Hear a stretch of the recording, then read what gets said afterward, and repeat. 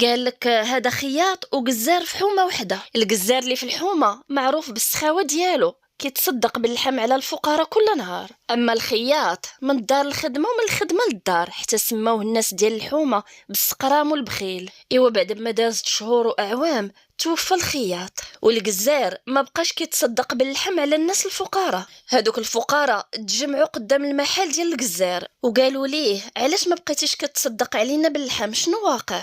قال لي مرا السيد اللي كان كيعطيني الفلوس كل شهر باش نتصدق عليكم توفى. تعجبوا هذوك الفقراء وقالوا ليه شكون هو؟ قال لهم هو الخياط اللي كان في حومتكم. راه شحال من واحد كيكون غير في الواجهه وماشي هو اللي كيدير الخير، تيكون غير وسيط. هادشي كيبين شحال من واحد كيظلموه الناس وما عارفينش الظروف ديالو. ايوا اجيو تسمعوا القصه الثانيه. واش عمركم سمعتوا بالراجل اللي تسرق ليه الصباط ديالو من الجامع؟ هذا واحد الراجل مشى يصلي وخلى الصباط ديالو قدام باب الجامع، وهنا جا الشفار ودار الخدمه ديالو وسرق الصباط ديال الراجل مسكين خرج من الجامع ما لقاش الصباط ديالو، عرف باللي مشى ليه.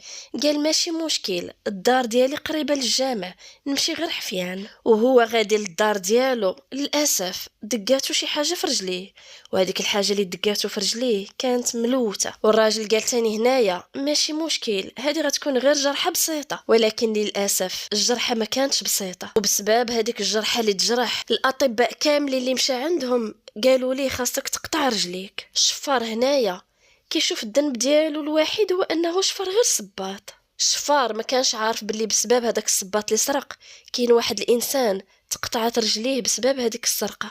الشفار كاع ما حس ولا ذاق حتى الالام اللي داز منه السيد، وديك الفعله اللي دار كان كيحسبها غير شي حاجه اللي بسيطه. اللي بغيت نقول هو هاد الشفار بحال بزاف ديال الناس دخلوا لحياتنا كيشوفوا بلي هذاك الالام ولا الاذى اللي داروه لينا راه شي حاجه بسيطه وشويه ديال التقليقه وغادا تدوز، ولكن ما كيتخيلوش بلي راهم قطعوا طرف من روحنا وما كيعرفوش شنو هرسوا في الداخل ديالنا. راه كاين في حياتنا بزاف ديال الناس بحال هذاك الشفار اللي سرق الصباط.